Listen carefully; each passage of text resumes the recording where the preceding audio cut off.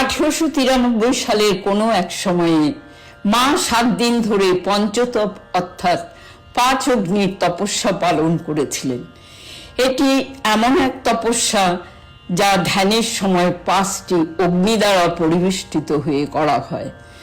চারদিকে শুকনো গোবরের ঘুঁটি থেকে জ্বলন্ত আগুন এবং পঞ্চম অগ্নি হিসেবে উপরে প্রখর সূর্য। তিনি একাধিক উদ্দেশ্য নিয়ে এই সাধনা করেছিলেন। প্রথমত তিনি জগতের মঙ্গলের জন্য এটি করেছিলেন। দ্বিতীয়ত যে কোনো মহৎ কিছু অর্জন করার জন্য তপস্যা বা কঠোরতা অপরিহার্য। স্বয়ং পার্বতীকেও শিবকে স্বামীরূপে পাওয়ার জন্য এই তপস্যা করতে হয়েছিল। মার এই কঠোর তপস্যার পরেই তার আধ্যাত্মিক উন্নতি ও গুরুরূপে তার ভূমিকা দৃঢ়রূপে শুরু হয়েছিল। জয় মা।